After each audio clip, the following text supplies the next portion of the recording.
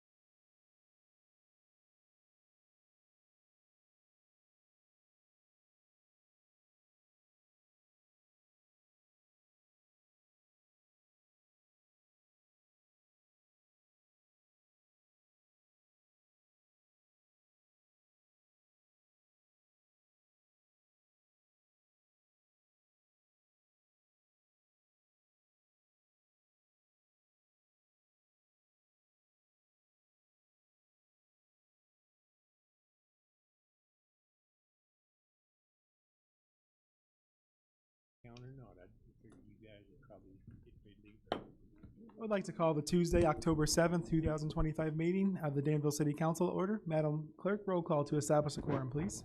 Mayor Ricky Williams Jr., Present. Alderman Ed Butler, Present. Carolyn DeToy, Present. James Pichard, Present. Tom Hightower, Here. Barry Johnson, Present. Mike O'Kane, Here. Mike Poore, Present. Rick Streebing, Sherry Pickering, Here. Trisha Teague, Present. Eve Ludwig, Present. Jaleel Jones, Here. Doug Arns, Present. John Cooper, Here. 13 present. 13 present. We do have a quorum. At this time, we will have the invocation led by Pastor Don Prouty from the Latter Rain Fellowship, followed by the Pledge of Allegiance led by Alderman Arns. Please rise.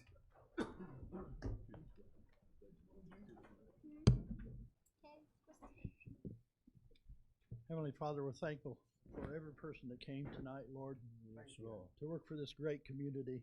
Yes. And we ask, Lord, that your presence settle into this place tonight in a mighty way. Lord, your word says to ask wisdom when we need wisdom. So we ask for your spirit of wisdom and guidance, Lord, and a spirit of unity. In Jesus' name we ask. Amen. Amen.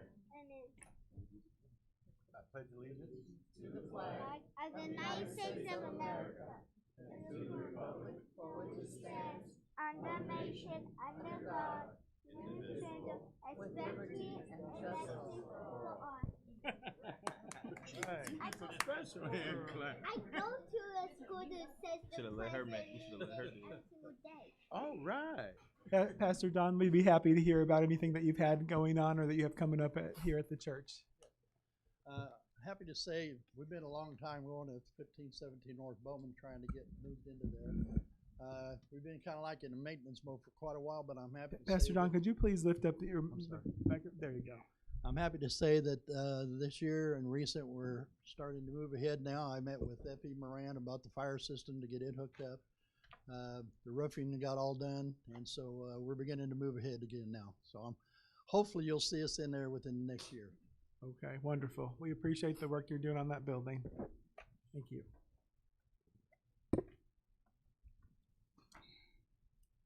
You have before you the minutes of the September 16th meeting. Is there a motion to approve those? So move. Second. It's been moved and seconded. Is there any discussion or debate? All those in favor, please signify by saying aye. Aye. Any opposed, same sign. Thank you very much. We also have before you an agenda for this evening. Is there a motion to approve the agenda? So moved. Second. It's been moved and seconded. Any discussion or debate? Seeing none, all those in favor, please signify by saying aye. Aye. Any opposed, same sign. Thank you very much. We do not have any proclamations this evening. However, I would entertain a motion to concur with the reappointment of Margie Dash on the Danville Public Building Commission with the term expiring of September of 2029. Is there a motion to do so? So moved. Second.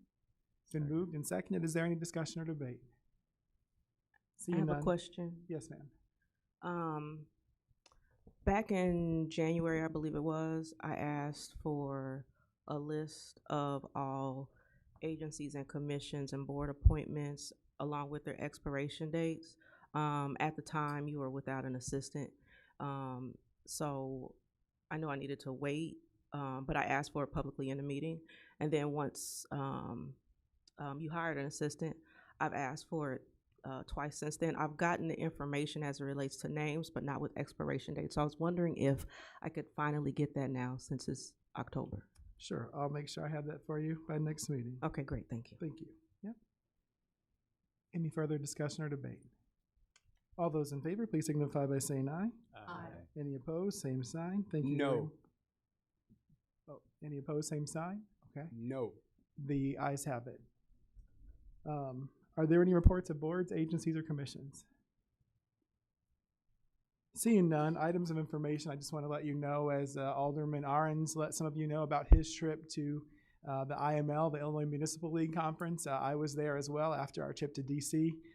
We had a really good time where we were able to learn a lot, and one of the things that I learned is that for us, because the city of Danville has lost population, that means in some areas we're considered urban still, and others we are now considered rural. Because we are rural in some areas, that means that we're open and eligible for additional funding that we have not been previously. So I'm going to be exploring that more and hopefully finding some opportunities for us to make use of that designation. The other thing that I wanted to tell you about is that we had a really good meeting in Washington, D.C. We were able to meet with with Vermilion Advantage, meet with close to half of our congressional delegation. We met with both Republicans and Democrats across the aisle.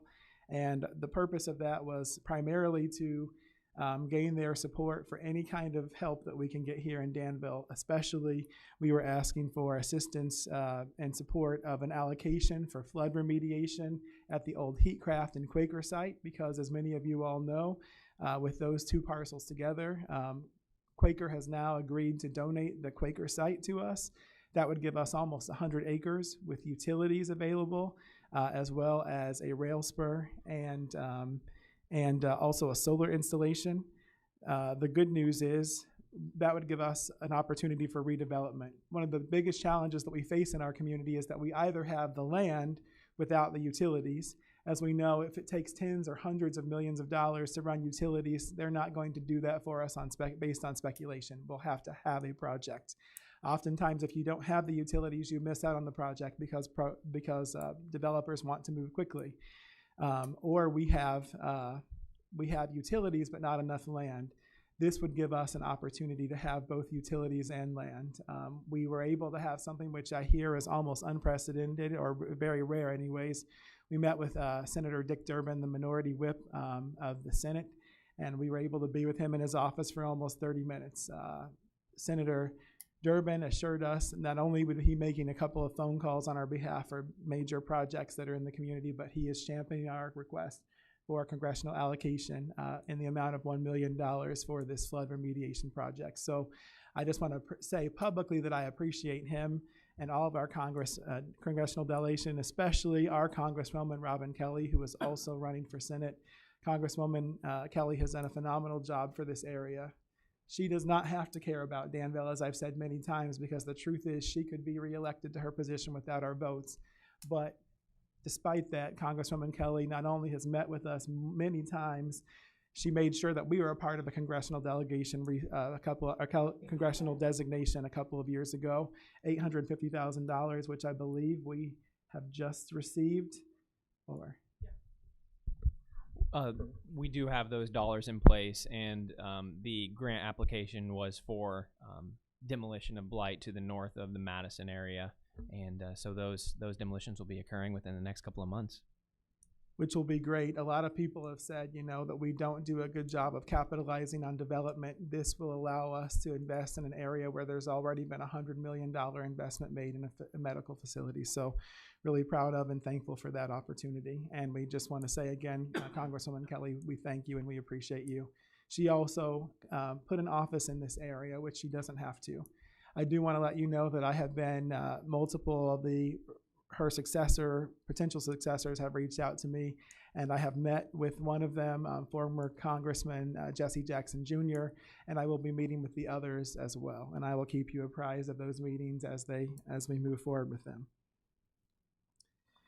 I want to talk to you a little bit about something today that we have had a lot of discussion about, and we need even more discussion about, and that's crime. We have had some young people we've had people of all ages, but particularly young people, and especially Miss Anaya Davis, lose their life to somebody being murdered.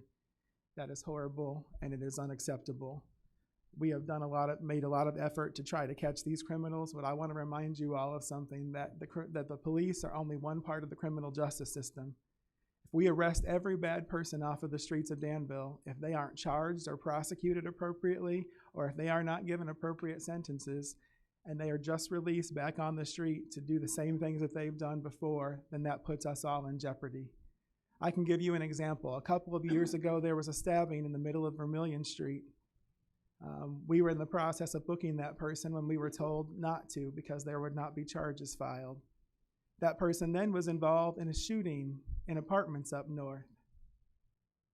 When we arrested that person a third time, they were then released again. And just the other day, as I was walking through Walmart, I passed this person shopping there. So I submit to you that even though we do our part, there are other parts of the system which must do their part if we're going to really truly provide protection for our people, and also if we're going to get some of these things solved. So Chief Yates often says to us, it doesn't matter how much we reduce crime if people still feel unsafe. So I couldn't agree with him more. But I do want to reiterate, because we often hear that there's not much or nothing being done about crime, or that, you know, crime is going up in Danville, and I just want to remind you that that is not the truth. So in looking at our numbers, I just want to do a little bit of a reminder. From 2018 to 24, so across 6 years, our murders have decreased by 58.3% in the city of Danville. Rape has declined by 22.6%. Battery by 61.2%. Aggravated assault by 63.4%. Our total violent crime in the city of Danville has gone down by 59%. I have heard it asserted by some folks in the community that we need to emulate other communities in terms of best practices and changes. While I applaud these other communities because they have certainly, thanks to the good work of their police, to their people seeing something and saying something, they have had some reductions in crime. They have not been to the extent that we have in terms of violent crime. There are two communities in particular that have been noted that we need to emulate, and they are Champaign and Baltimore. You'll remember that I just told you that in Champaign and Danville that we'd reduced our murder rate by 58.3%. In Baltimore, they've done a good job too. Over the last 6 years, they've reduced their murder rate by 36.2%. And Champaign has reduced their murder rate by 28.6%. So while I applaud their efforts, what I want to do is also applaud our police and our community, because all of your efforts to see something and say something, our efforts of adding cameras and support to our law enforcement has helped us to address some of these crimes. In terms of robbery, as I said before, ours have gone down by 61.2% in 6 years. Baltimore's have also gone down by 35.8%, and Champaign's by 34.7%. Aggravated assaults in Danville have gone down by 63.4%, and Champaign has also done a very good job by 34.7% over the last 6 years. In Baltimore, they've gone down by 0.1%. So when you compare violent crime, in Danville, our violent crime over the last 6 years has gone down by 59%, while in Baltimore, it's gone down by 17.6%. And in Champaign, it has gone down by 13.9%. Again, we appreciate and we applaud their efforts. I especially want to thank the city of Champaign because they often work with us to help us solve crimes. So we appreciate everything that they've done, and we appreciate the good work that they are making and the progress they're making. But while they're making progress, I just want to remind you that we're making great progress as well. Now, when it comes to property crime, burglary, theft, motor vehicle, and arson, they do a little bit better than us in some areas, and we do better than them in others. In Danville, in terms of burglary, Baltimore has the greatest reduction over the last 6 years, 51.4%. However, in Danville, we've gone down by 18.5%. However, Champaign has gone up by 62.1%. Theft is where we do the worst. As you all know, we continue to have a major issue with retail theft in this community. That's one of the 8 contributing factors to when they determine your crime rate. Over the last 6 years, our theft rate has gone up by 12.2%. I'm glad to say for the cities of Baltimore and Champaign, theirs have gone down. Baltimore's went down by 12.5%, and Champaign's by 15.2%. However, when it comes to motor vehicle theft, again, we've all seen increases in that. Baltimore has seen a 37% increase. Champaign has seen a 165.2% increase. Danville has only seen a 22.1% increase. And in terms of arson, thankfully, all of our communities have reduced the number of arsons Champaign by 12.5%, Baltimore by 13.8%, and us in the city of Danville 53.3%. So I just want to remind everyone that despite the fact that we have horrible incidents happening in our community, our police and our law enforcement and our community are working together to make improvements. For years now, we've said, see something and say something. And because of a combination of folks being willing to step up and say something, and because of also the cameras that we've installed over the years, we have been able to solve more crime. Thanks to the arrest that we had yesterday and the horrible barbershop murders, we have now arrested folks in 4 out of the 5 homicides from 2024. So again, I just want to say thank you to our police officers and to our community for working together to help us make these reductions. Also, there has been a lot of talk about a violence prevention task force. And I would submit to you that there is a violence prevention task force that already exists through the Vermilion County Health Department. It's headed up by the good people at the Survivor Resource Center. They meet, I believe, monthly, and their next meeting is on the 16th, on October 16th, from 12 to 1 at the Police Community Training Center, which is at our Public Works facility on East Voorhees Street. The Survivor Resource Center leads that, but Chief Yates is our representative. On those rare occasions when he's not able to attend, he sends a representative in his place on behalf of the city. But we have many of the social service agencies involved, as well as our education groups as well. And so if you would like to be involved in that, I would strongly encourage you to be involved. You know, some people may say, well, you know, what we're doing isn't working, and I would agree with you in some aspects. And I would encourage you to be a part of the change. For example, I do believe that Project Success sends a representative to that meeting every month. They do a couple of events every year. I know Project Success has created a violence prevention initiative as well. So I just want to say to Project Success and to the other community partners, Survivor Resource Center, and many others, Crosspoint Human Services, we thank you for the good work that you're doing.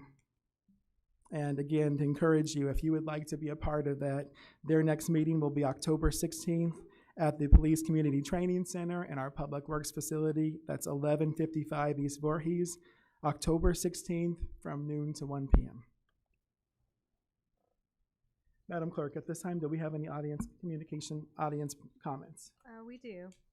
When I call your name, please come to the microphone. You'll have 3 minutes to speak. I have Deborah Coleman regarding her property.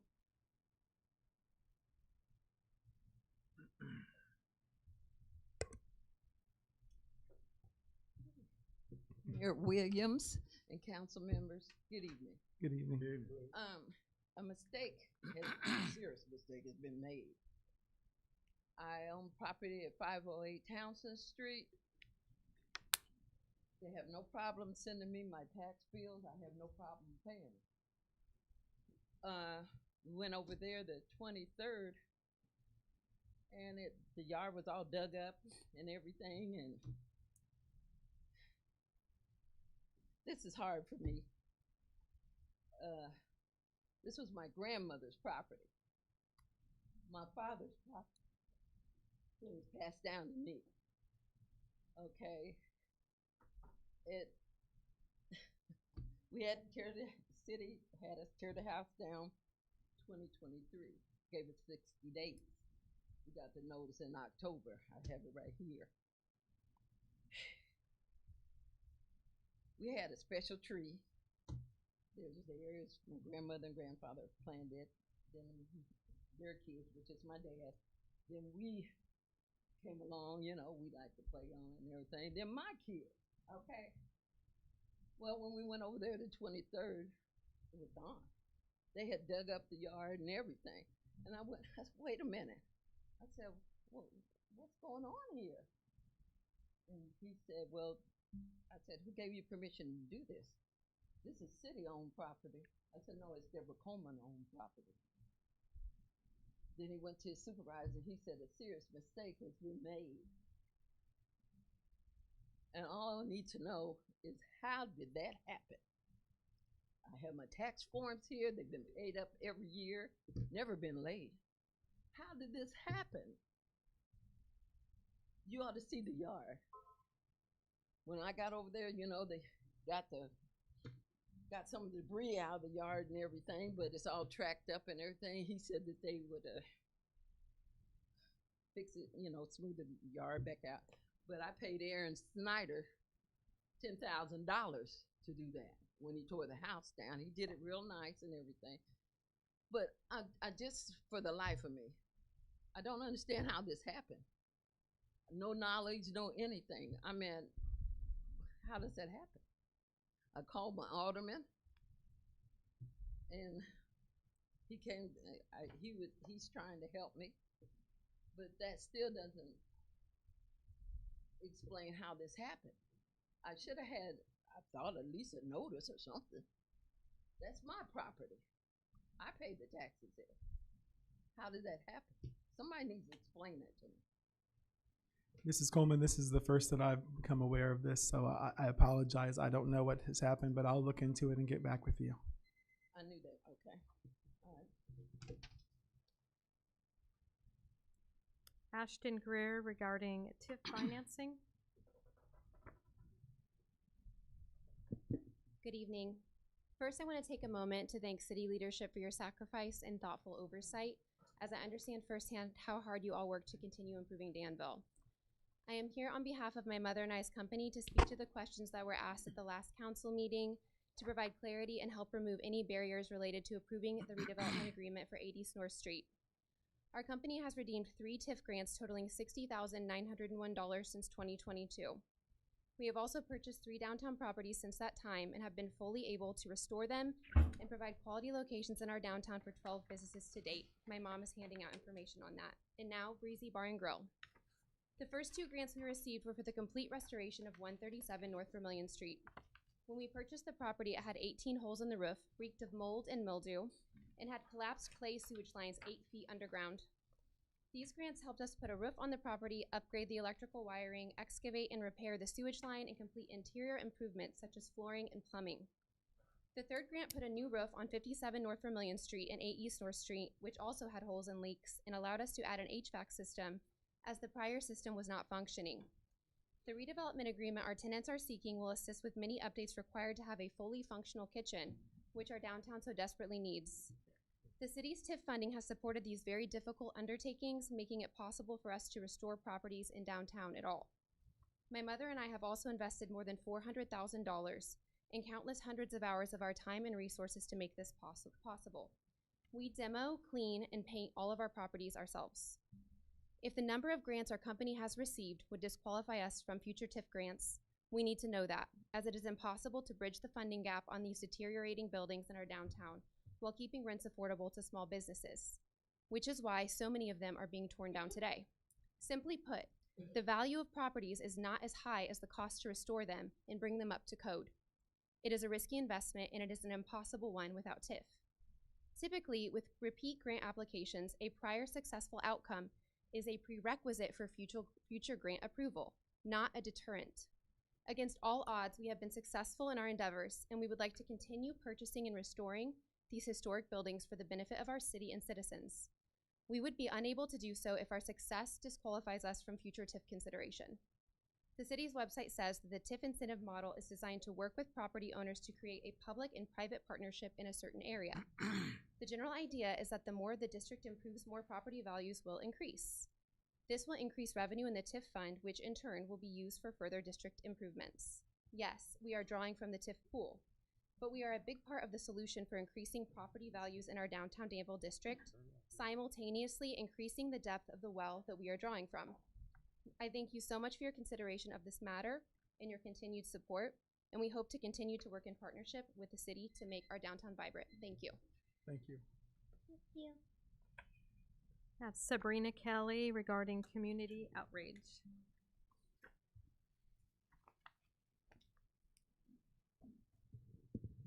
Good evening. Is it going through? Yes, ma'am. As usual, I'm here representing myself and nobody else.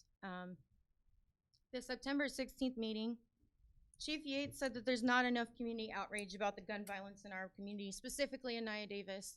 And I know her father and stepmother are here. I've already spoken to them. I'd like to know what real community outrage is. Isn't one voice enough? Isn't one life enough?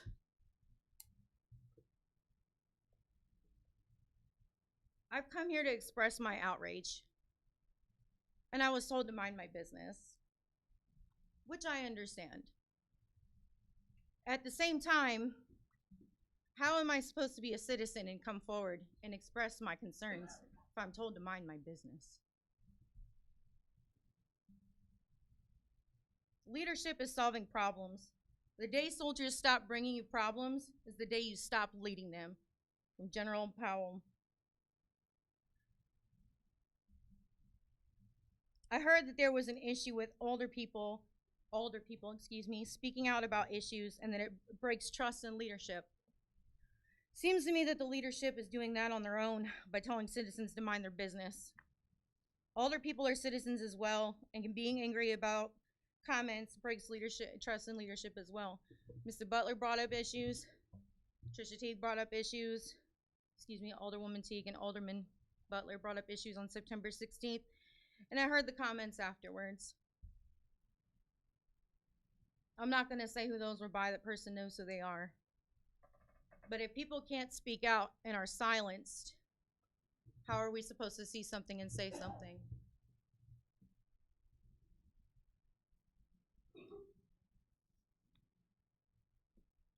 Deanne Ryan regarding homelessness.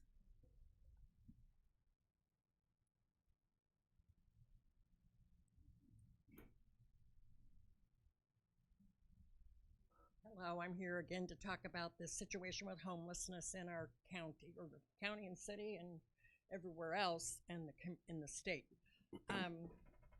It's a growing crisis. I volunteer over at the Dwelling Center, and it's growing 2 or 3 times almost every week. There's more people that come, and these are desperate, desperate people. My heart's broken because I just came down Walnut Street, and you might have come down Walnut Street too, and saw a disabled lady in a wheelchair. She was supposed to come tonight and talk with her disabled son, who has been living outside on the concrete, and she looked like evicted with her belongings from an abandoned building, but she has been homeless for a long time. Every night, more of our neighbors, unhoused neighbors, are sleeping in their cars, in their tents on sidewalks. I have met families who have been driving around with their 7-year-old, 8-year-old in cars, don't even know where to get them in school because there's no place for them to live. We can't look away and expect this problem to solve itself. When the temperature drops to freezing, nobody should be left outside. Our shelters are full. I know there's a couple beds at the thing on Bowman, but I also have heard reasons why that is. And I would talk with anybody about that. That there are elderly, disabled people struggling with mental illnesses and addiction issues that can't find help. We have been referring these people to DART, the new program, and they have been helpful, but they are quite upfront. They do not have housing, and that's the core problem for all of these people. They have nowhere to lay their head at night. So I urge this council to take immediate action and convene a meeting with officials from the county, from the townships, and the city to come up with a plan. Other cities have done that. It's not just a city of Danville problem. I've seen homeless people in Tilton. I've seen homeless people all over the county. I urge you to expand the warming centers to overnight. You know, we do have adequate daytime warming centers. They have nowhere to go at night when it's freezing. Partner with faith organizations and not-for-profits and property owners to create temporary shelter spaces and increase funding or coordinate the funding for rental assistance and eviction prevention to keep people from getting thrown out of their houses in the middle of the winter. I've asked at a previous meeting for people from this council to come over to the dwelling place and to look and talk with the residents. Tasha came, their new human relations coordinator came last week, and I think her eyes were opened. But you all need to come, and you all need to see reality. And if you go Thank you, down Mrs. Ryan. Walnut again, the lady is probably still sitting on the sidewalk with all of her stuff. So, thank you. Ricky Taylor.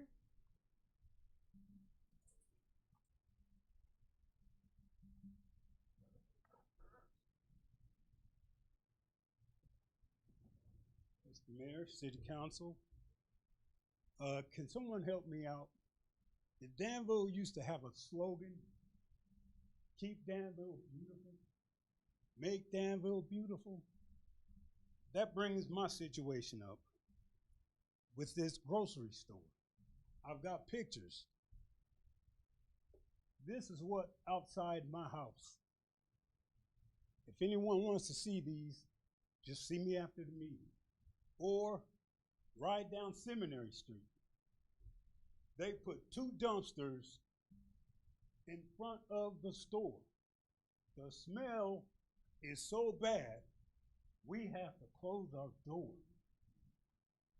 Now, I've been going through this for the last 10 years, and nothing's been done. I want to thank my alderman for letting me know about this platform I could speak from. Now, everybody's passing a buck on everybody else. Everybody's saying it's the store's fault. The store is saying it's the owner's fault. And we just want to find out what can be done about this. I mean, if this was up north, we wouldn't be talking about this. But since this is on the east end, this is it. Like I said, if you want to see the pictures, I've got them. But all you have to do is ride down Seminary Street, and you'll see what I'm talking about. It's filthy, and it shouldn't look like that. Now, like I said, I've been going through this for the last 10 to 15 years. Something needs to be done. I don't know what else to do. Can somebody help me out? Thank you. Well, thank you, Mr. What's Taylor. the address? What's the address? It's on the corner of Seminary and corner of Seminary and Griffin. It's at Ruler. Seminary and Griffin.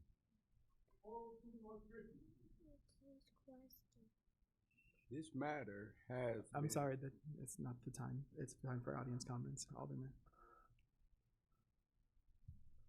Austina Cotton.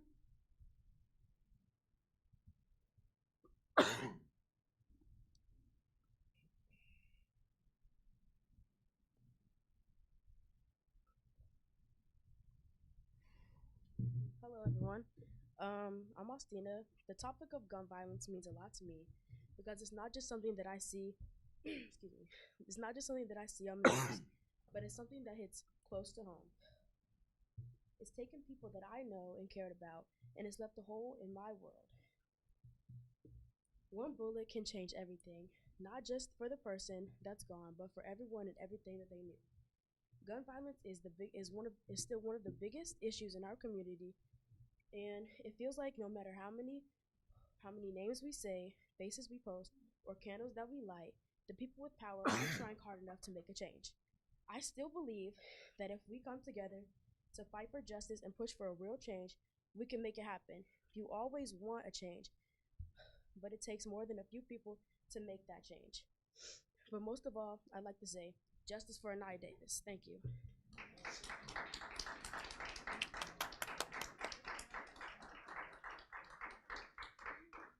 Chase Clark.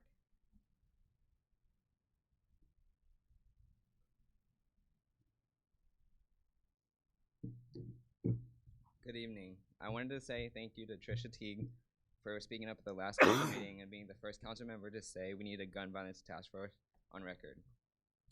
Mayor Williams, I understand that there's an already existing task force.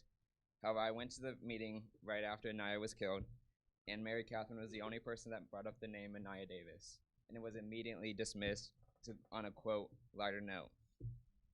As the people who hold positions of power in this city, it is on you to create legislation that betters our city.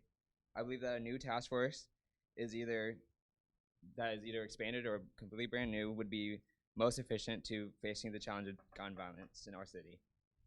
Please do not take this as an attack, but as an invitation to build community coalitions that end government violence in Danville. Thank you. Thank you, Mr. Clerk. Katie Osterber regarding the library.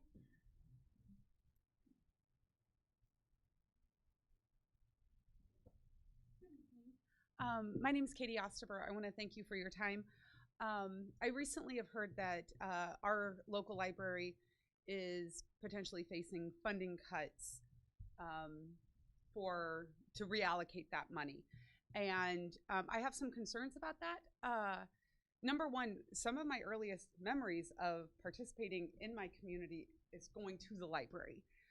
Back when it was at the War Museum and walking up the stairs and seeing the door heads up on there that were scary at first and then fun to look at.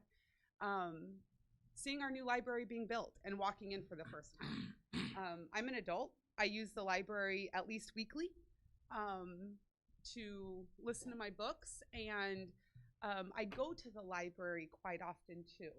And I hope that you all have, because if you did, you would see people of all walks of life there, using it to have a place to rest, look up materials, taking their children there. That's something I took full advantage of when my kids were young. All of the programming in that children's area. And today when I go for a meeting, I get to walk by that children's area and I get to still hear them laughing and yelling and looking for their books. And it is packed. Our library, our numbers are increasing. The people who walk through that door, we have more people now than ever utilizing our library, and libraries are the best community asset, right? When we sit here and we talk, and we have council members and we have community members asking for services and asking that we support our people, libraries are the place where that has always started, given everybody a fair chance. When we cut our library, we are going to cut our neighbors' jobs. We are going to have local people who no longer have employment. We are going to cut resources. That affects every single person. I'm asking our city council, and I know you have to make this decision at some point, but before you do, go to the library, talk to the board, talk to the staff, because the one thing I know is there is another way. You can find this money a different way and leave our library. They provide very, very good, needed services, and our agencies are overwhelmed. It's coming to be winter, and people are going to use that to get warm throughout the day, put their feet up, just rest, and we don't have enough of that. We don't have enough places for our youth to go, right? But the library is open. Kids can go there. I see teens there after school. It is a safe place. But when we start cutting that funding, that is cutting jobs, that is cutting services, and we are just about to welcome a new director into our community, somebody not from this community who is going to come here. And I ask that you reach out and listen. Thank you. Thank you, Ms. Osterber. Kathleen Orrington regarding unhoused people.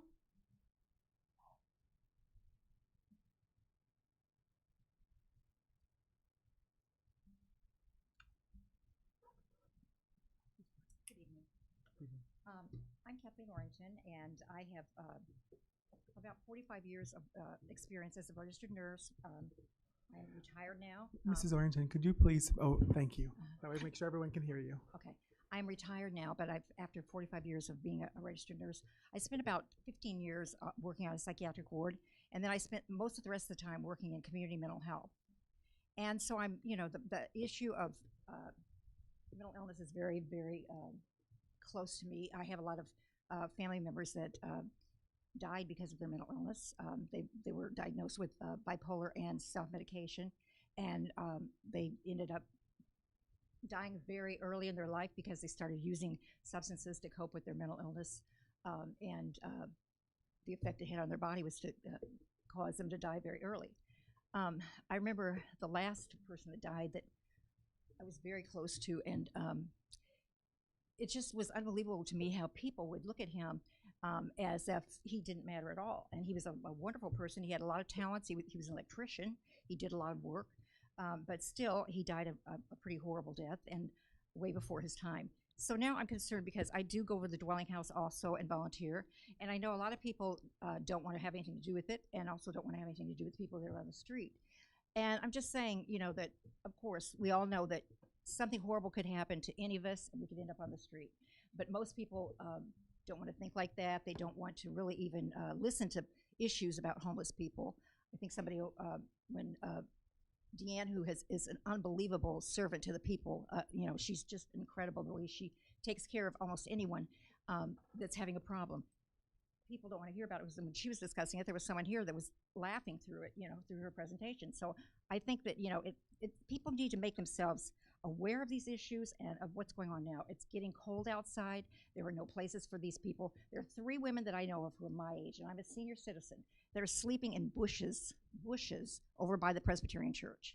They used to sleep in the park, but now they know they'll be arrested if they're caught in the park. So they're sleeping in bushes, and you can go there any night, and they're in the bushes, you know, sleeping, senior citizens.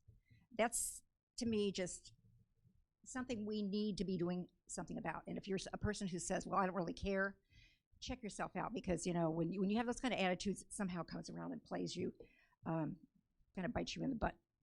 Anyway, and if nothing else, if you haven't figured out how to sensitize yourself a little bit to mental illness, you should go and check out an old movie. It was put out at least 20, 25 years ago, called Mr. Jones. Anybody know that one? It's a excellent movie. Trying to think now my mind is frozen as far as the actor, but the actor is like excellent. Everybody will recognize him, and he plays someone who's bipolar, and he's a New York construction worker, and he's actually ready to jump off the huge high rise because he's of his mental illness, and he's not on any drugs. Thank you, Mrs. Orrington. Okay, so just get the movie Mr. Jones and watch it. Thank you. Jamie Neitlinger.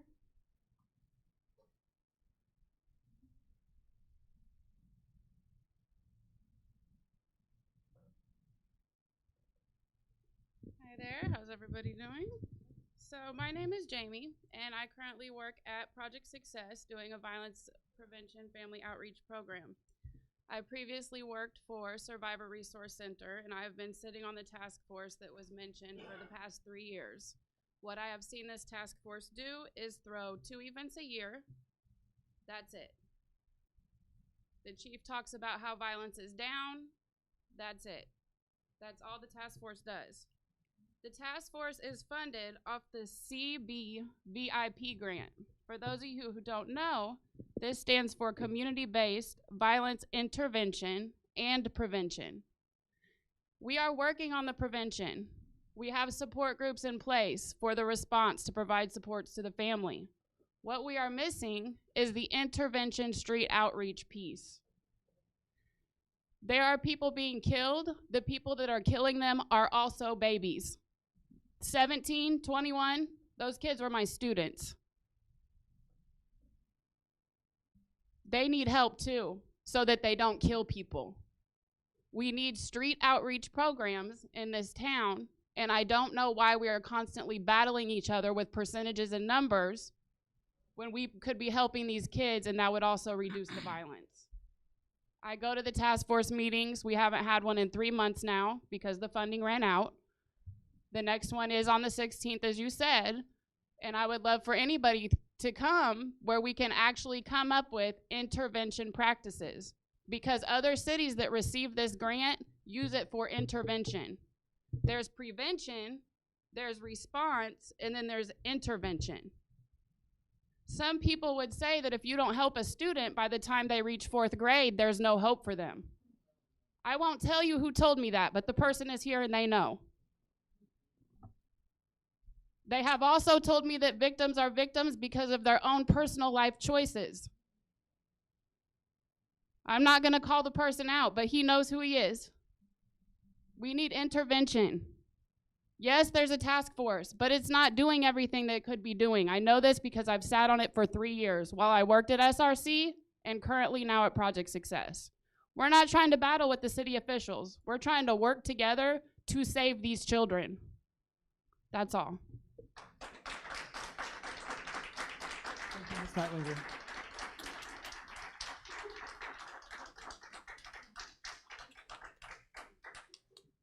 Ken Polk.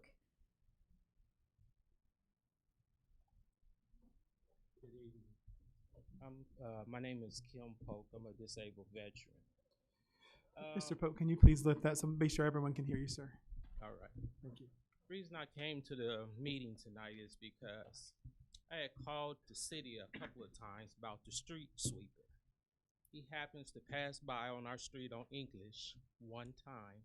Then he go park on a side street and sleep. I called the city to let him know that he was there sleeping. I went to him, took a picture. He's snoring. He don't know I'm even filming him. Nobody ever called me back about it. I think that something should be done about it. I think it should be looked into. And time to time, you need to check on these people, because obviously they're not doing the job that they telling you they doing. Second thing I want to bring up, the high school and the junior high. I had a couple of incidents where students stop over, cuss me out, pull guns on me, and all this. I had called the police. One time, a dude threw something at my door and ran off. I had to prove that I was actually telling the truth, which I thought that was offensive. I had to pull my footage of my video to show them that this actually happened. Then they went to the Y and got the 2 teens. I had asked them, including my brother that works for the high school, can you please get us some kind of patrol during the hours of school time, letting out in the mornings, but it fell on deaf ears. So I'm asking, could somebody please do something for something happening? Thank you. Thank you, Mr. Pope. That's all I have, Mayor. Thank you very much. We do not have any zoning petitions this evening. However, you do have before you the payrolls of September 19th and 2019th, September 26th, and October 3rd, 2025. Is there a motion to approve those? So moved. Second. It's been moved and seconded. Any discussion or debate? Yes, Mr. Butler. Yes, I got one.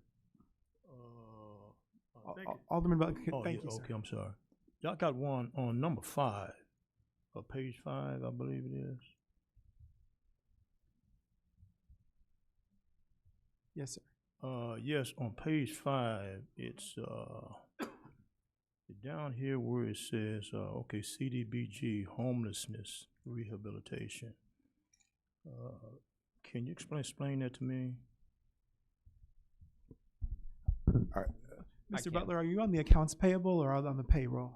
Accounts payable. Okay, accounts right. payable. Yes, sir. Okay. That'll be our next item. That's and next. I'll, Okay, and, my and, bad. I'll have my team address that item for you then. Yes, sir. I appreciate it. Very good. Any questions on the payrolls? Seeing none, roll call vote, please. Alderman Butler. Yes. DeToy. Yes. Bouchard. Yes. Hightower. Yes. Johnson. Yes. O'Kane. Yes. Poor. Yes. Pickering. Yes. Teague. Yes. Ludwig. Yes. Jones. Yes. Arns. Yes. Cooper. Yes.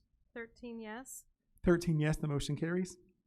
At this time, you have before you the vouchers payable of September 23rd and October 7th, as well as the special run from September 25th. Is there a motion to approve those? So moved. Second. It's been moved and seconded.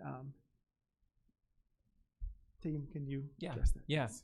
Alderman Butler, that those payments were made for the dwelling place rehabilitation project. Oh. Yeah, okay. Which is now, I believe, completed or close to.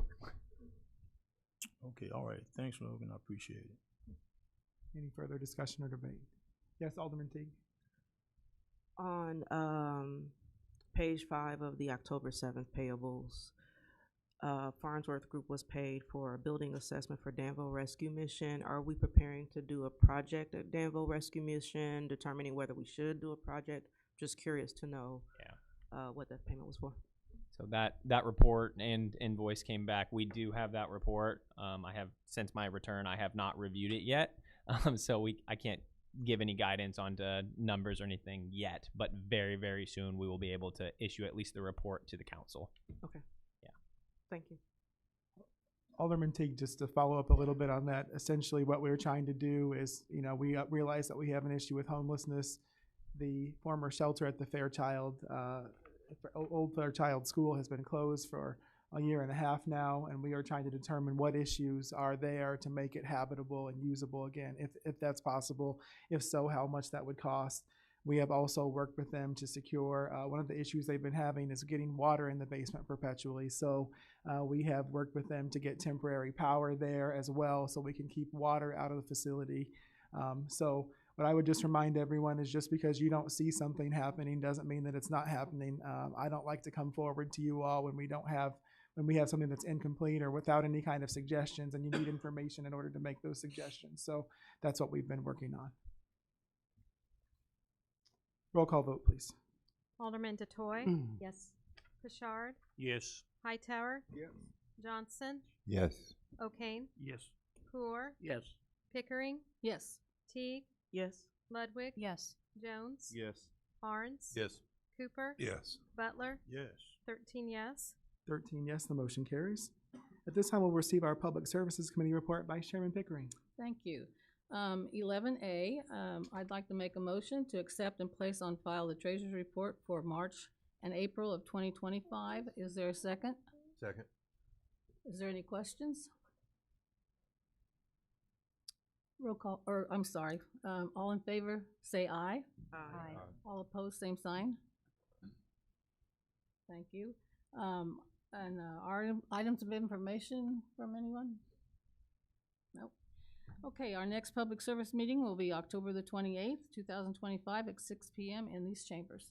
Thank you, Mayor. That concludes our report. Thank you, Vice Chairwoman. At this time, we will receive our Public Works Committee report. Chairman Poor. Thank you, Mayor. 12A is a resolution approving a redevelopment agreement between the City of Danville and Breezy Bar and Grill.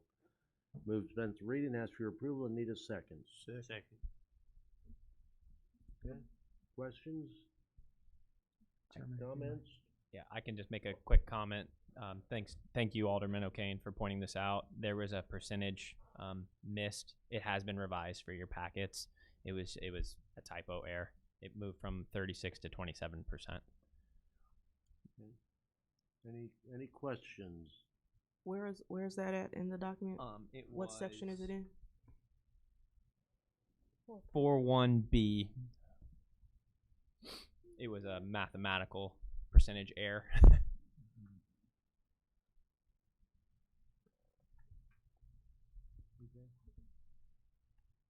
Were all the questions addressed from us tabling it? Yeah, so the changes were made under 2.2H for the for terms of lease on the property, and in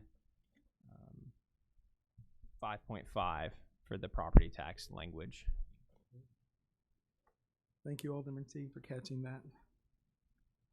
Okay, seeing no other questions, roll call, please. Alderman Pritchard. Yes. Hightower. Yes. Johnson. Yes. O'Kane. Yes.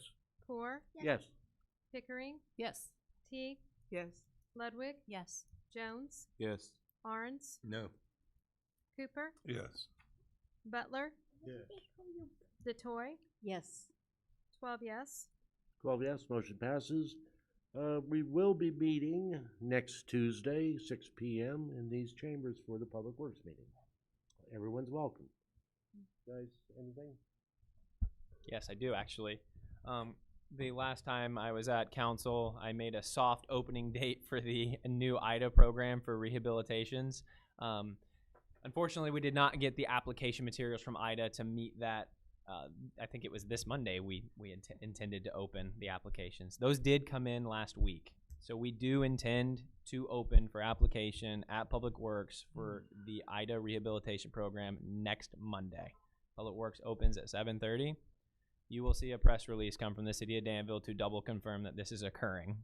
And it will also have demographic and income qualification standards, okay? Any questions? Can you give us a preview of the qualifying information? Off the top of my head, I cannot. That's fair. Let me have the printout. It'll be a sliding scale for income. That is essentially the only qualifying scale, and IDA changes that year by year. So that will be in a press release. I will share it with everyone. Thank you. And this will be a totally new grant that no previous applicants will automatically be ported That's in. correct. These grant application pools do not mix and match. Okay. All right, Mayor, that concludes the report. Thank you, Chairman Poor. We do have a need to go into closed session. At this time, I would entertain a motion to go into closed session under Section 2C21 of the Open Meetings Act to approve closed session minutes. Is there a motion to do so? So moved. Second. Been moved and seconded. Any discussion or debate? Yes, Alderman. Would there be any, not comments there, but actions after The only actions will be the possible approval of former closed session minutes, Alderman. Roll call vote, please. Alderman Hightower, Yes. Johnson, Yes. O'Kane, Yes.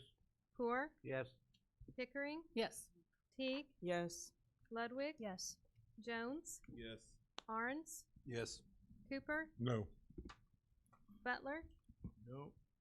DeToy, Yes. Pashard, Yes. 12 yes, 12 yes, we are adjourned to closed session. at 11.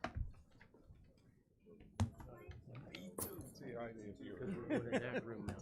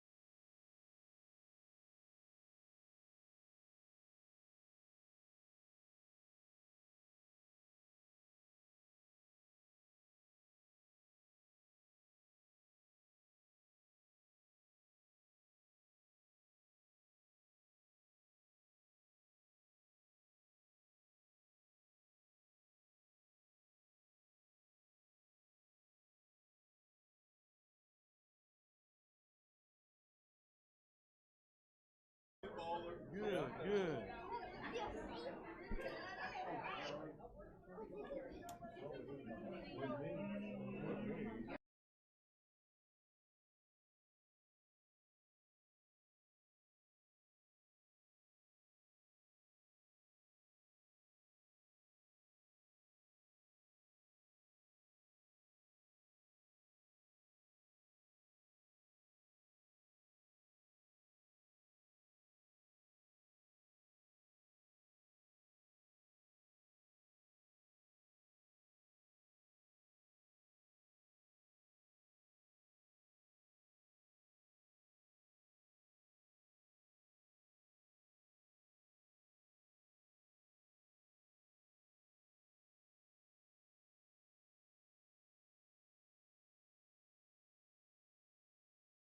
Should be But I around. just keep This time I would cracking it, so return, I'm I gonna would give it entertain a phone. motion to return to open session. So moved. Second. Been moved and seconded. All those in favor, please signify by saying aye. Aye. Aye. Any opposed, same sign. Thank you. We are returned to open session. At this time, I would entertain a motion to release certain closed session minutes from July 20th, 2010 to December 18th, 2018, as written in the resolution. Is there a motion? And further resolve to retain closed session minutes for February 15th, 2011, January 5th, 2016, and March 6th, 2018. Is there a motion to do so? So moved. Second. It's been moved and seconded. Any discussion or debate? All those in favor, please signify by saying aye. Aye. Any opposed, same sign. Okay. Abstain. Thank And just you. to be clear, I'm abstaining due to my service on city staff during many of these minutes to Thank- avoid any potential conflict. Thank you, sir. The motion carries. Are there any items of information for the good of the cause? Yes, Alderman Teague. I have two things. First, I like to request that we put a plaque in Winter Park as memorial to Anaya Davis. As we know, previously, when Devon McClyde was murdered in Garfield Park, a plaque was placed in Garfield Park in memory of him. And so it seems to me to be fitting to do the same here in this particular situation. So I don't know what the process is or if there even is a process for it. I have had multiple conversations and correspondence with Director Rui about different possibilities. So he and I have already had multiple conversations, and he's done extensive research on what has been done previously. But I think it would be fitting for that to happen, and I know that that would be pleasing to the family.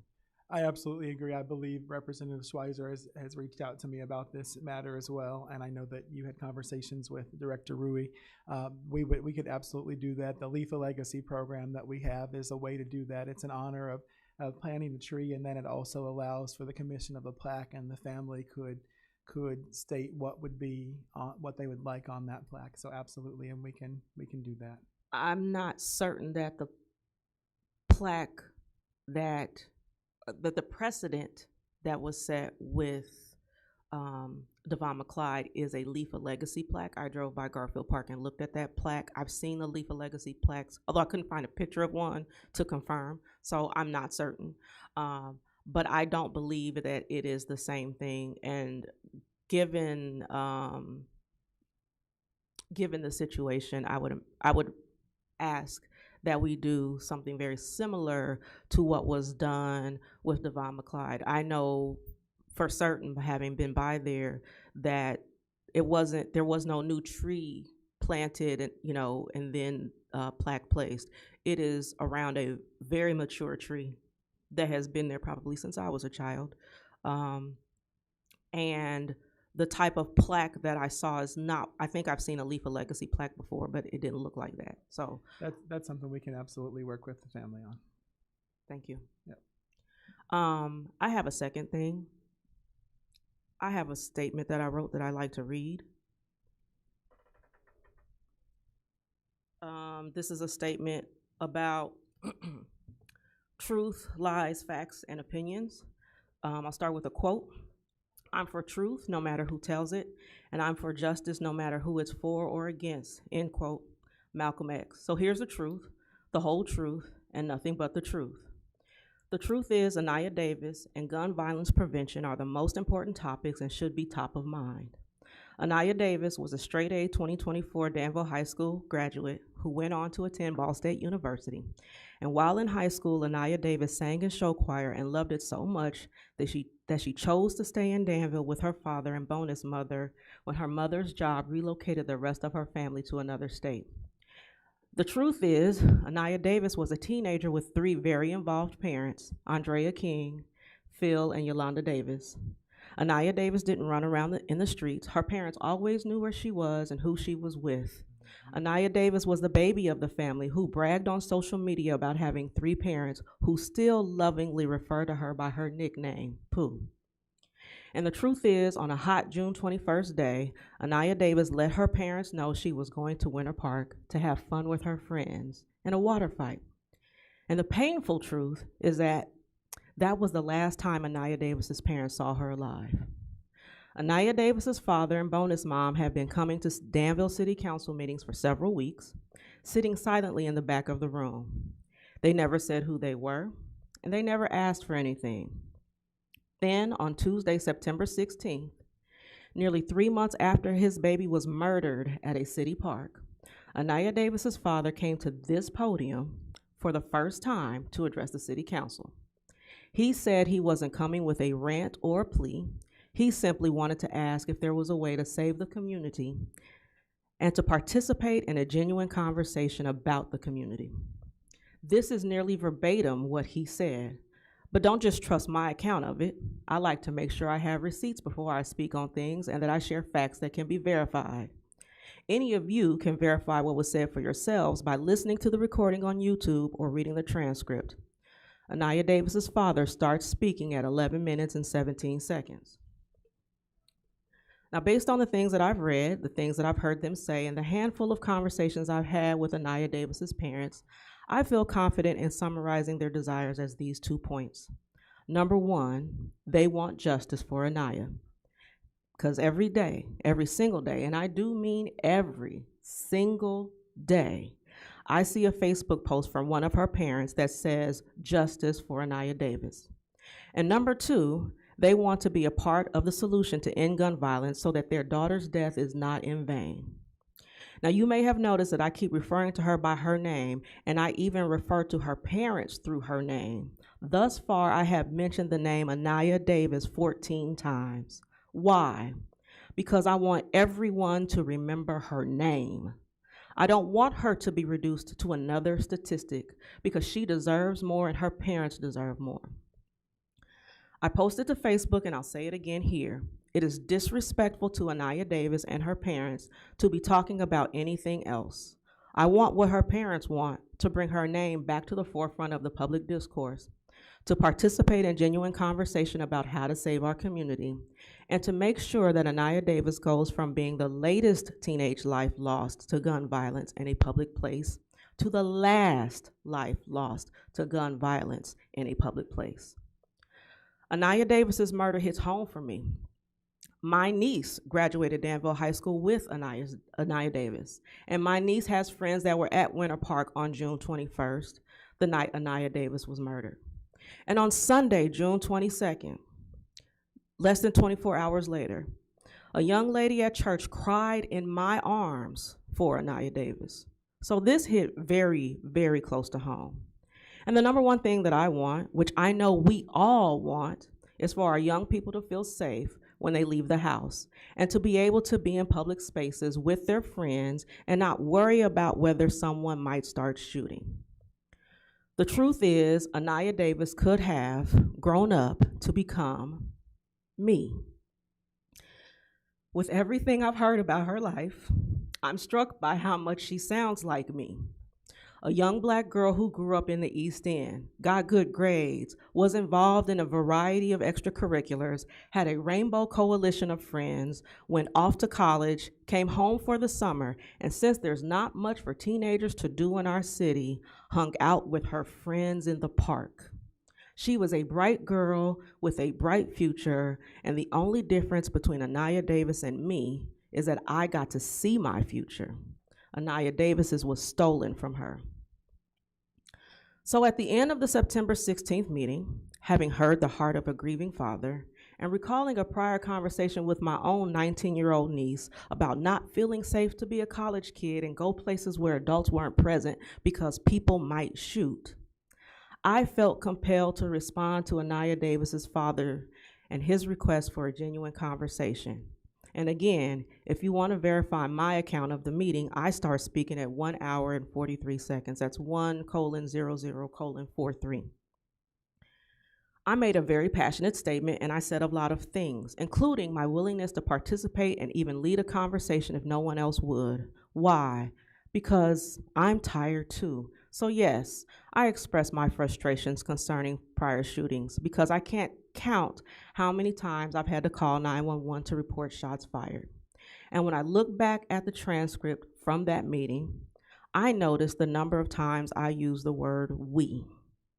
I said we 16 times. You know what I never said? I never said the words police, police department, law enforcement, or any other word or phrase synonymous with police. I never even used the acronym DPD.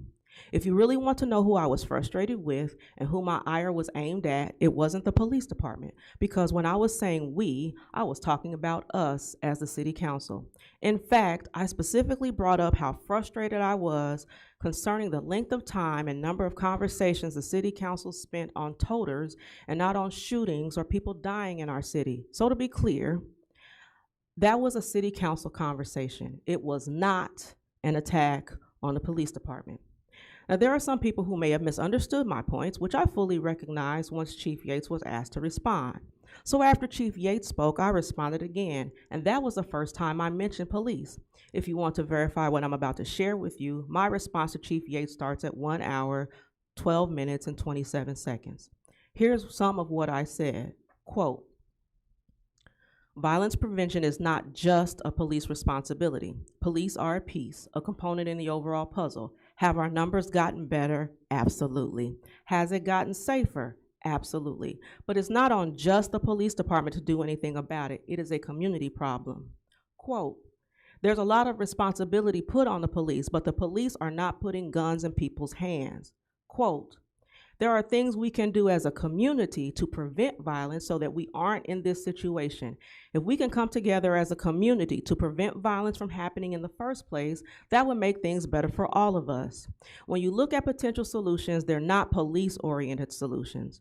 One of the complaints that people have had in our community, in this community for years, is that our young people don't have anything to do. That's not a police responsibility. That's a community responsibility. End quote. I went on to talk about providing teens with structured activities and use the Laura Lee Fellowship House Ubuntu program as an example of a structured, teen-oriented program that helped curb violence. And since I was president of the Laura Lee board at that time, I shared that the program was created in response to Devon McClyde being murdered in Garfield Park in 2016. Then, to ensure that my comments were not misunderstood or misconstrued, here's what else I said, which starts at 1 hour, 14 minutes, and 41 seconds in the recording. Quote, I want to be clear. The things that I was saying when I said nobody was doing anything, I wasn't talking about the police department. I was talking about the city of Danville as a whole, end quote. Now, here's a bit of information that isn't in the recording because it happened after the meeting in the parking lot. When I was speaking with Anaya Davis's father, Chief Yates walked up to us and said to me that he didn't want me to think he was upset with me, to which I replied, I knew he wasn't upset with me, but that's why I responded, because I didn't want anyone to think that I had an issue with the police department. So as far as I was concerned, my intentions were clear. Chief Yates and I were both clear with each other, and the record was clear. And yet I was surprised to hear an accusation that I had supposedly said things that were the exact opposite of what I just read, and that the mayor himself opined that my comments were disgraceful and that he thought I should be ashamed of myself. And then I read this quote in the commercial news. Quote, I haven't had an opportunity to listen to everything, said Williams. Proverbs 18:2 says, "A fool takes no pleasure in understanding, but only in expressing his opinion." And Mark Twain said, "Every man has a right to his opinion, but no man has a right to be wrong in his facts." If the news articles and accompanying accusations were just a matter of opinion, I would not be responding right now, because as the Mark Twain quote says, the mayor has a right to have whatever opinion he wants about me and anyone else. However, when something goes beyond a mistaken misquote to what appears to be media misinformation, intentional mischaracterization, and manipulation of the masses through malicious malignment, then I must respond. I must respond to ensure the record is accurate, and I will do that by stating the facts, telling the truth, the whole truth, and nothing but the truth. In other words, Mayor Williams, you can have whatever opinion you want to have about me. We both know that over the last 5 years, maybe even longer, you have consistently expressed your opinion about me in many rooms and conversations where I was not present. And there are even a few times you expressed it to me directly. You came to a board meeting at Laura Lee several years ago during COVID, sat across from me and said, "I know some people don't like me, but that's okay. I don't like them either." Then, in September of last year, you came to my office, sat in my lounge, and admitted to Heidi Wilson and me that you told people I shouldn't be reelected. And never have I responded publicly.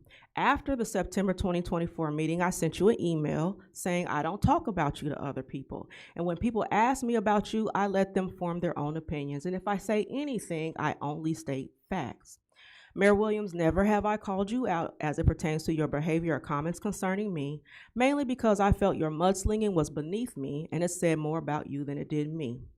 My mother always told me, never bother with people who are talking about me, because if they're talking about me, then I must be doing something right. And to be honest, the more you did to come after me, the more I prayed for you, because Matthew 5:44 says, "But I say to you, love your enemies, bless those who curse you, do good to those who hate you, and pray for those who spitefully use and persecute you." So while you were talking about me to various rooms and audiences, I was talking to God about you. I wasn't going to waste my time trying to counteract what you were saying about me to other people. Instead, I chose to let my service and the content of my character speak for me.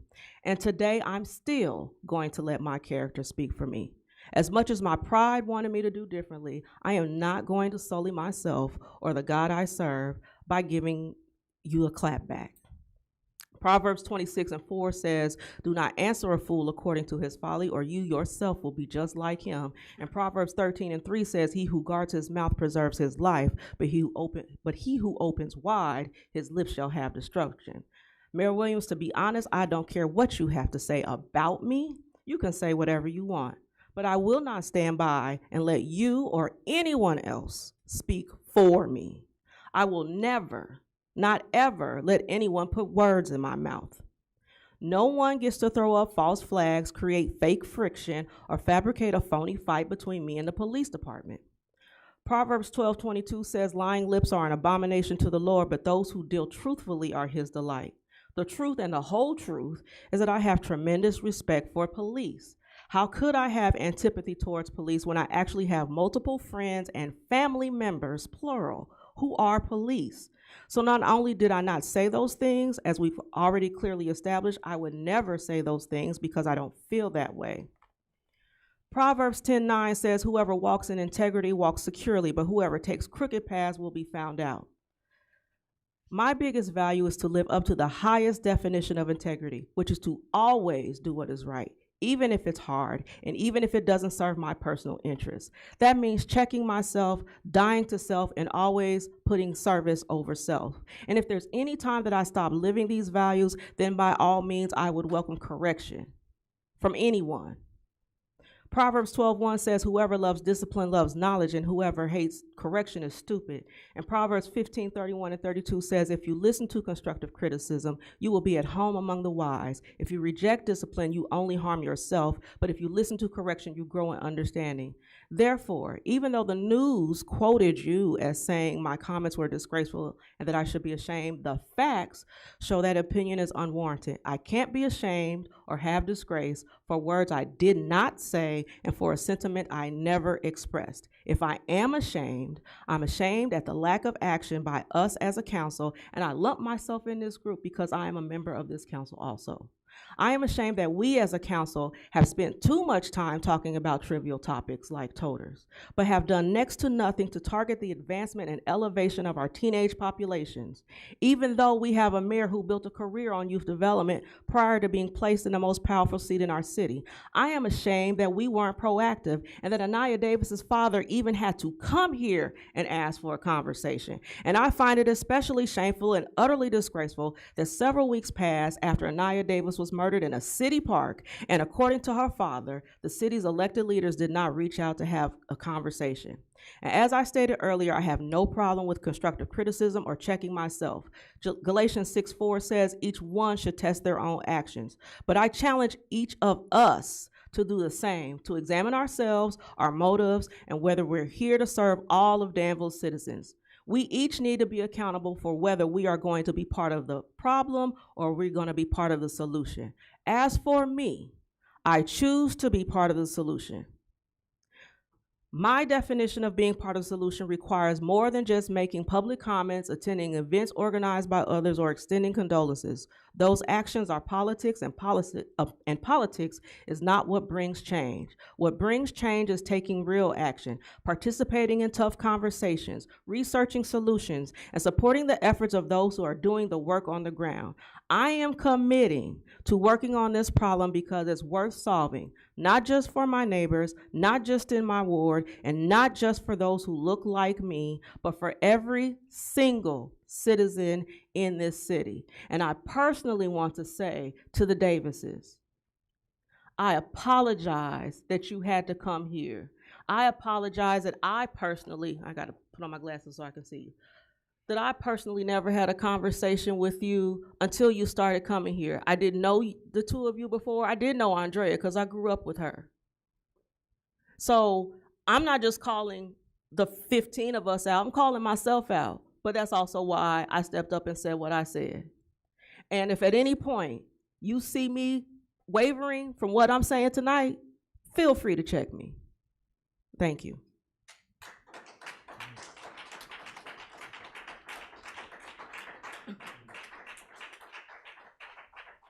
Thank you, Alderman T. Yes, Alderman Arns.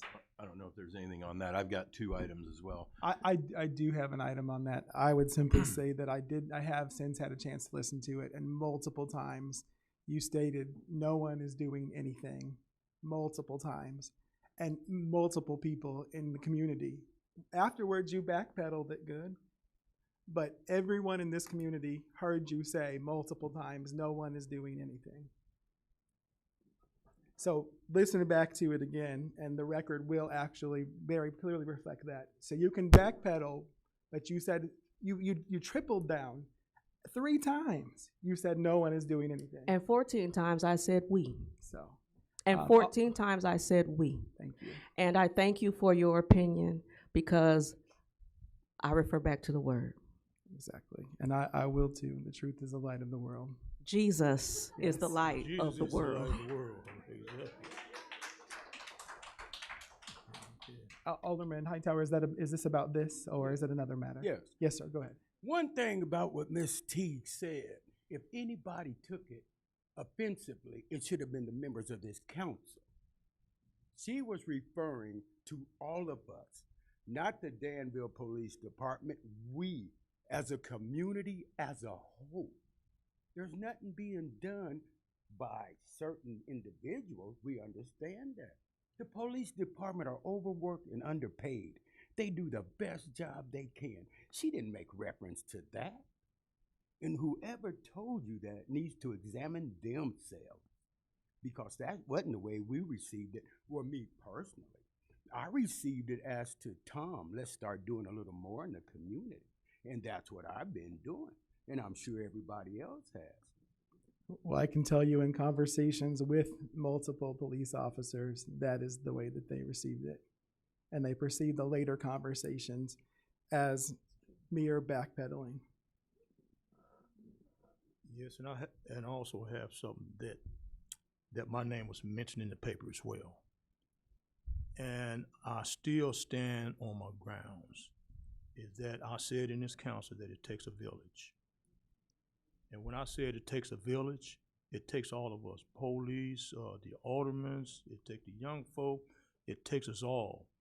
And I believe also, I did also say that in my little spiel, is that I appreciate the policemen being out there on the corner at Northridge, and they telling me that they got my back. And I really appreciate that. And I really appreciate what Chief and his investigators have done on the barbershop. I really appreciate it. I love them, anything. I mean, we're called snitches ourselves. They think that we're the policemen, the Three Kings. And I don't have no issues with that. Anything that I could help out our police department, we do it. And we're going to continue to do it to make this city a safer place. Now, I think, Tricia, I mean, that was a good sermon. I really appreciate you for really coming out and standing out there so you just spoke the truth and, from your heart. And I really appreciate that very much. Now, to get back to the plaque, I'm praying and hoping that once we decide, I don't know, we have to vote on it tonight, or whatever the case might be, but I pray and hope that once we put something on the plaque, that the family will be a part of the wording that's going to be on that plaque.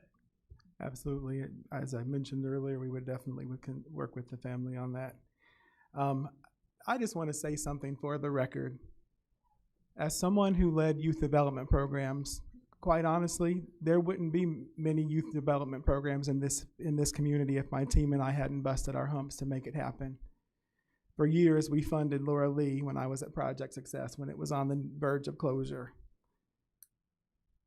As the mayor, we funded tons of money to get Laura Lee back up to code in terms of wiring and getting leaks and stuff fixed so that we could have a community center for our youth. And guess what? It's mostly empty. It's mostly empty. Project Success has done a heck of a job.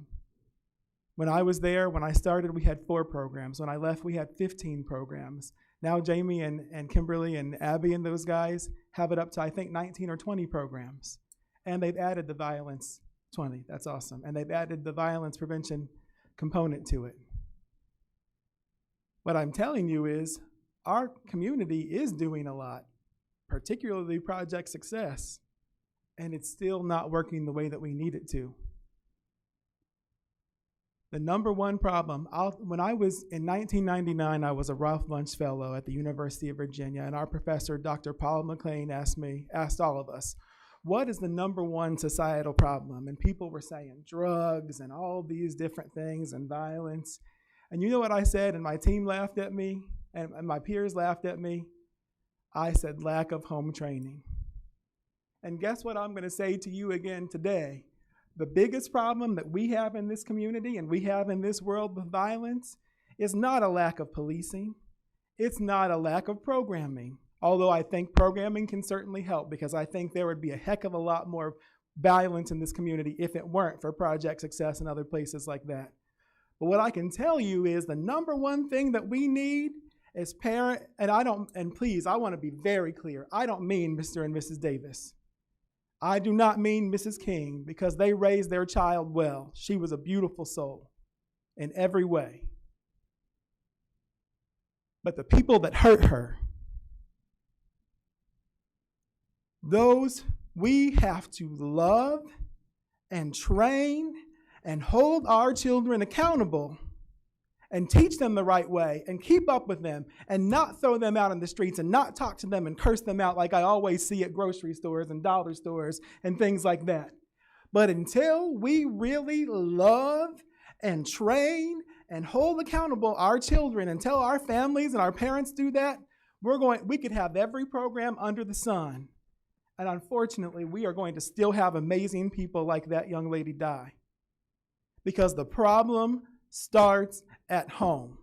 Statistics show it over and over again. As we're talking about truth and facts, absolutely, Alderman Teague, I agree with you. Let's look at truth and facts. And the bottom line is the breakdown of the home is the main reason we have the issues. Alderman Hightower has gotten online and given many conversations and speeches about this. Unless and until we help our parents be better parents and role models, we could put every program under the sun in place. And I'm not saying that it won't help. It can help some, because if, like I said, if we didn't have the programs we already have, we would be in bad trouble. We would be in far worse shape. But unless and until we get parents to love and train and be there with their children, and then when they do crazy stuff, hold them accountable. Guess what? Right now, someone has overheard their children saying who killed Mrs. Davis. Someone has, and they haven't said a thing because they're willing to protect Pooh over all of the rest of us. So unless and until we do that, unless there's true outrage, how many people liked and shared and said things about Anaya, and how many people were at her vigils? 120? Thank you for all of you guys who were actually there and who actually showed support. I know sometimes people can't make it because I couldn't make the first one at St. James. But we're all outraged on social media, all outraged and sorry and rest in peace. But then where are we actually doing things? Where are we actually doing things? And I mean the parents.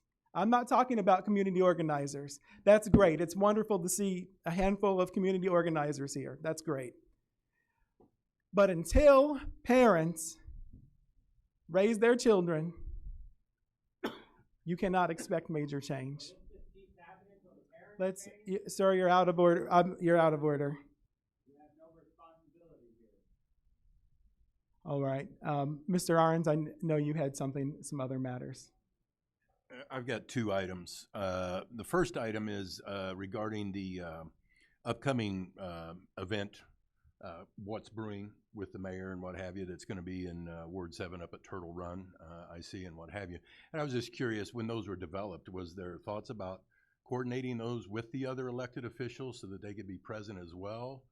Or this appears to be more of an administration promotional thing versus what are the true issues of that ward? And I guess first I want to say thank you for coming to Ward 7. I'm glad to hear it. I intend to be there. I'm still looking for answers to the questions that I've asked that have not been answered, so hopefully those can be provided, such as why is the discrepancy between the wards on property taxes, whether we're ever going to get that information, why that particular ward has to fund such a burden, as well as some of the other things that come up. So I just want to say that I think going forward, there was discussion in the last meeting. We talked about doing ward meetings. Alderman Johnson and I had discussed that, and there was an indication by the administration that that was being looked at and perhaps would be expanded.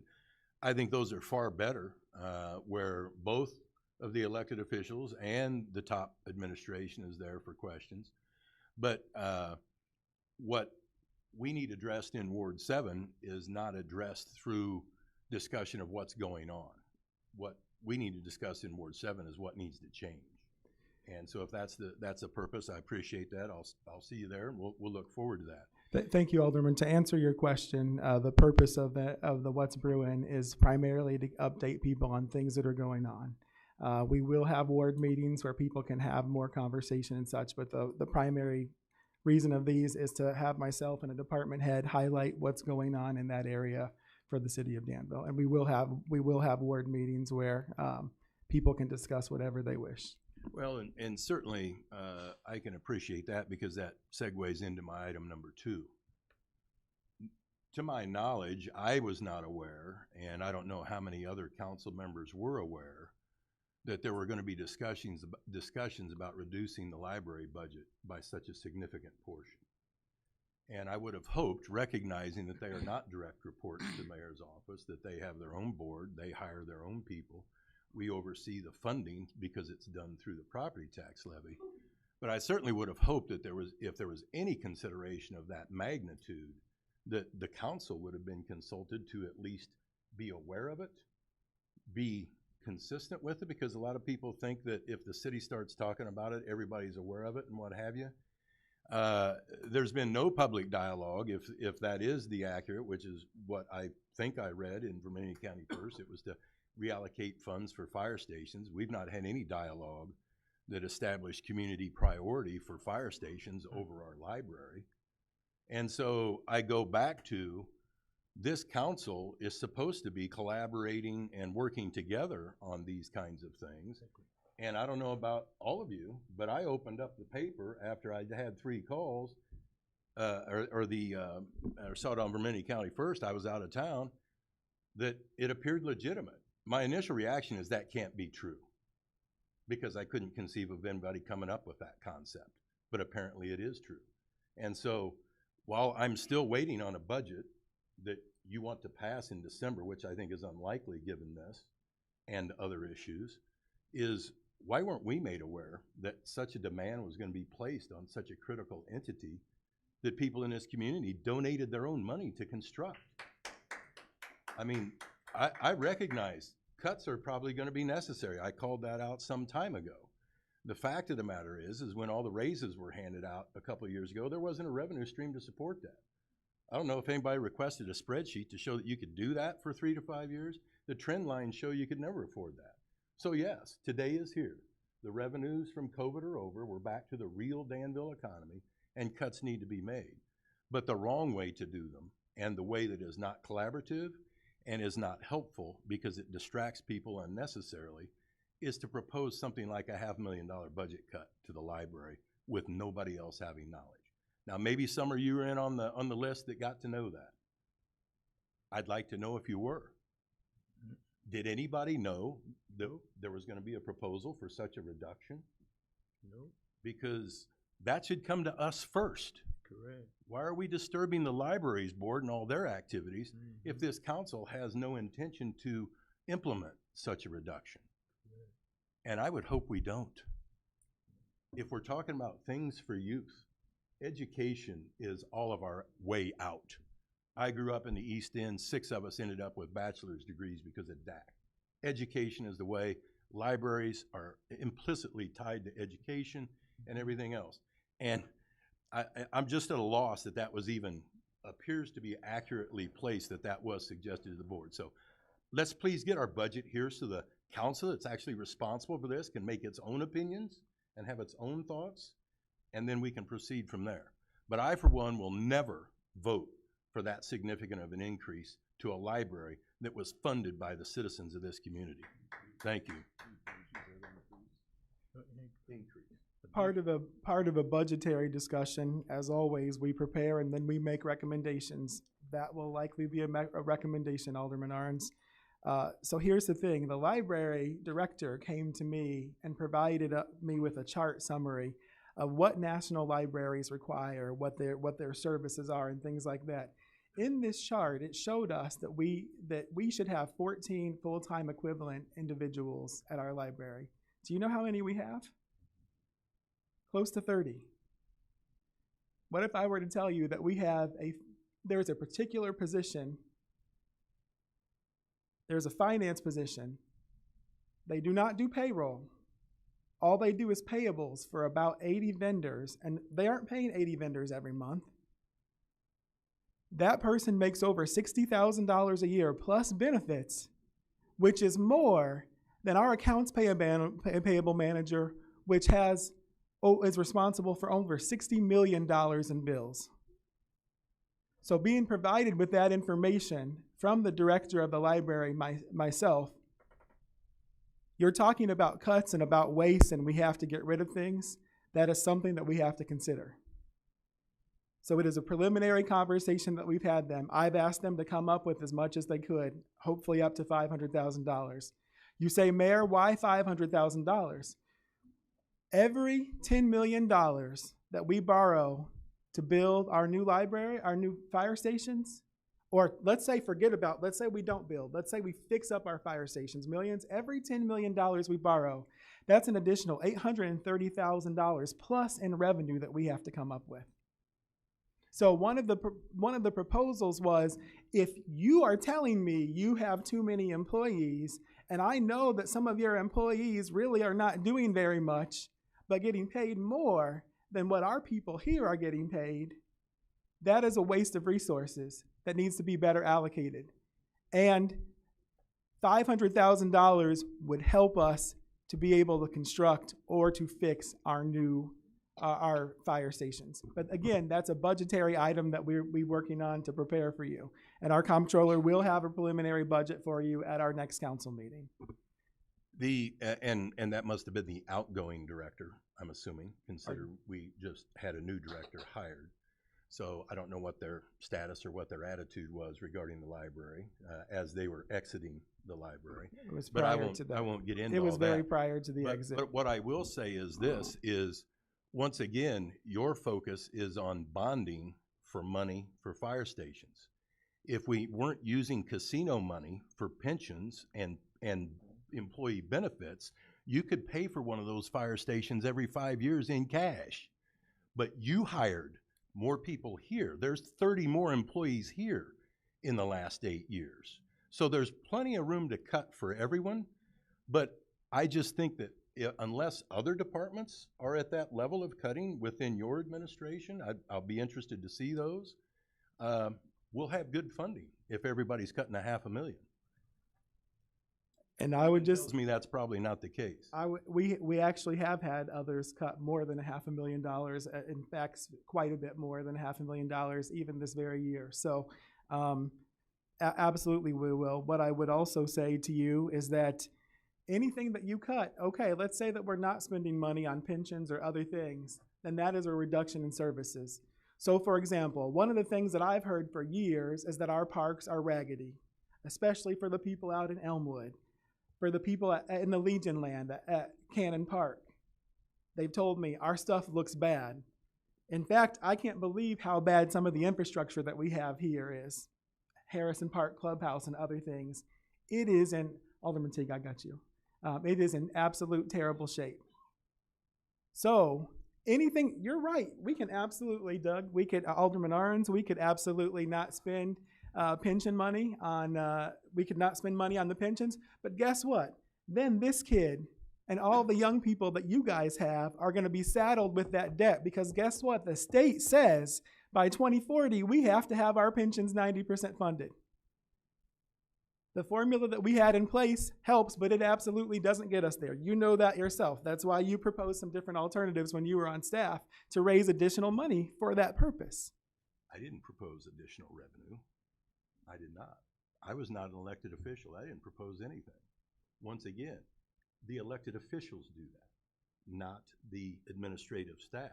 The administrative staff make recommendations, which the elected officials then move forward. And the elected officials did move forward proposals from you and other administrators to raise additional revenue, including the utility tax and other things. So let me ask you, do you all want to pay additional funds on additional money on your electricity, on your gas? Because that was a proposal that was in fact made. Alderman Teague. I have both a statement and a question. First, I think I'll start with the statement. Having served on the library board, I know full well that I believe that the position that you're speaking about does more than just accounts payable, and that person is actually managing all of the business of the library. So I think it's an apples to oranges comparison where you compare a city employee accounts payable that's part of an entire finance department to a library that doesn't have a finance department. They have one person who does all of the financials, which includes accounts payable, but also includes a number of other things. Now, I might be wrong because it's been many years since I've served on the library board, but when I served on the library board, I know that that was the structure, that there were two administrative personnel in the library. One was the executive director, and the other person was the person that managed all of the business of the library. So that person has a number of responsibilities, and not just accounts payable. At least that's what the situation was when I served on the board. My question is, because I too heard about this yesterday. I was not aware until I got a phone call, and then I searched it and saw a news article. So I found out about the cut yesterday.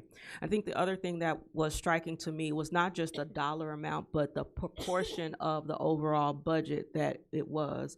That it wasn't just that it was $500,000, but I believe that the library's budget was 2.1 million. So it's basically close to 25% of their overall budget. So my question is, whenever we do see the budget, are we planning to cut 25% ourselves in other areas, particularly also administratively at the city? I'm just looking at, a percentage comparison. A 25% cut, no. What percentage are we planning to cut? It's different based on the division department. What's the total? So Alderman Teague, I will provide you a budget next time. Oh, so we'll have a budget in 2 weeks? Yes. Okay. Thank you. Those are my questions. Yeah. Any other questions? Having satisfied the agenda, I would entertain a motion to adjourn. So moved. All those in favor, please signify by saying aye. Aye. Any opposed, same sign. We are adjourned.